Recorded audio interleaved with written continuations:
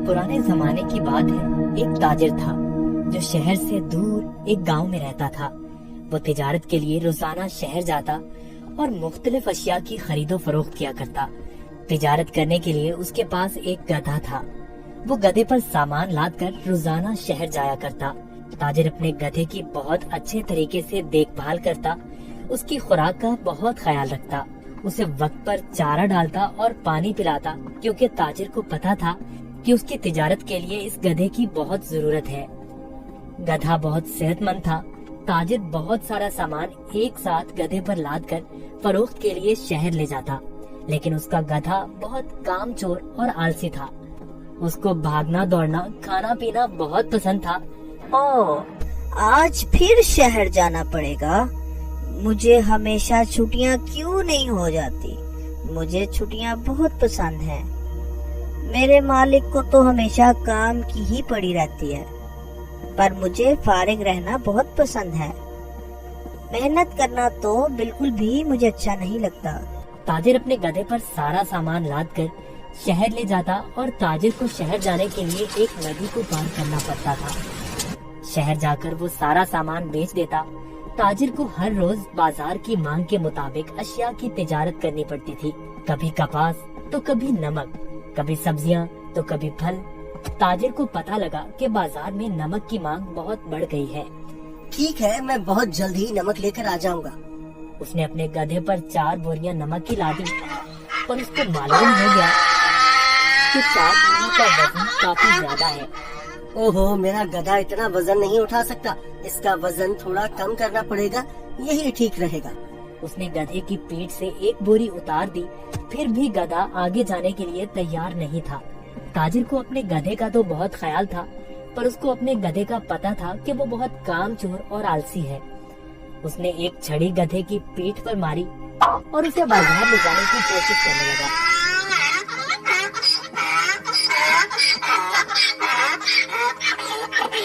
चलो, अब मुझे पता है तुम बहुत आलसी हो। तुम्हें शहर जाना बहुत जरूरी है, क्योंकि बाजार में इस वक्त नमक की बहुत मांग है।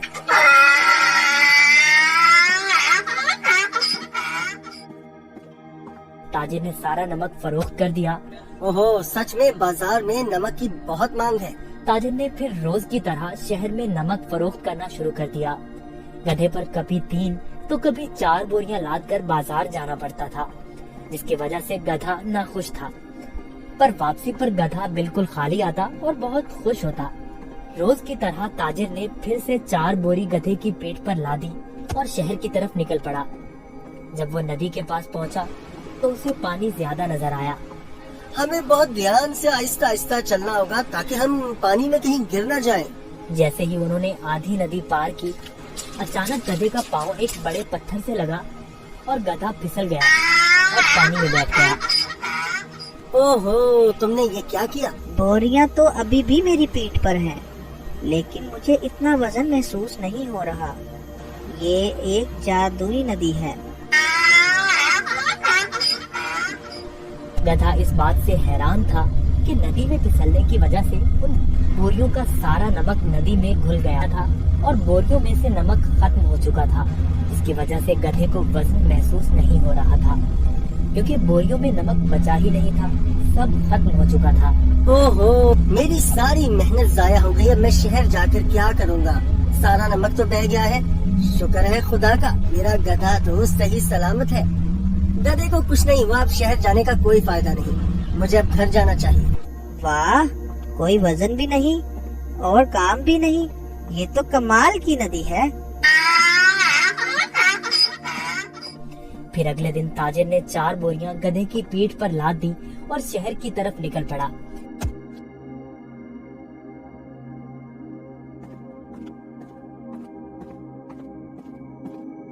आहा, कल का दिन कितना अच्छा था।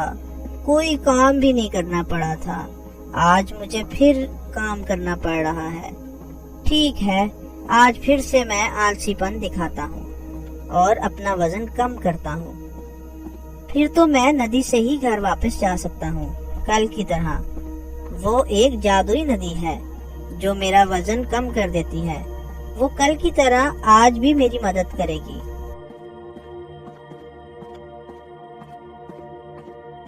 ताजिर उस दिन गधे की चालाकी से बिल्कुल बेखबर था।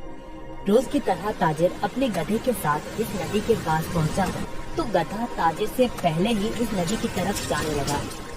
ताजिर ने उसे रोका। रुको रुको। गधा फिर से नदी में फिसल गया जहाँ वो पहली बार फिसला था। ओहो, तुमने क्या किया? काहे गधे, जल्दी से बाहर आओ। लेकिन बहुत देर हो चुकी थी। बोरियों का सारा नमक नदी में घुल गया। गधे को अब कोई वजन महसूस नहीं हो रहा था। वाह, ये हुई ना बात। कोई वजन भी नहीं और काम भी नहीं। ये दोबारा कैसे? जरा सोचता हूँ, ये जानबूझकर मेरे साथ कहीं चालाकी तो नहीं कर रहा। ओ काहिल गधे, मैंने तुम्हारा इतना ख्याल रखा और तुमने मेरे साथ क्या किया? इसे घर वापस ले जाता हूँ। मुझे पता है, अब देखो मैं तुम्हें कैसे सबक सिखाता हूँ। गधे ने सोचा, मैंने काम चोरी का ये अच्छा तरीका ढूंढा है, पर ताजिर का तो आज कुछ और ही जहन था। अगले रोज ताजिर ने गधे की पीठ पर 6 बोरियां रुई की लाद दी, लेकिन गधे को थोड़ा सा भी वजन महसूस न हुआ। ओहो, इतनी ज्यादा बोरियां? कोई मसला ही नहीं। शहर तक जाना किसने है? इस जादुई नदी तक तो जाना है बस। और वो शहर की तरफ जाने लगे।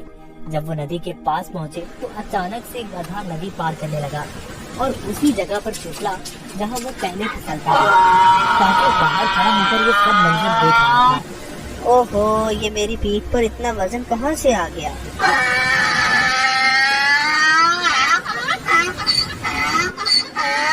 ताजिर बहुत समझदार आदमी था।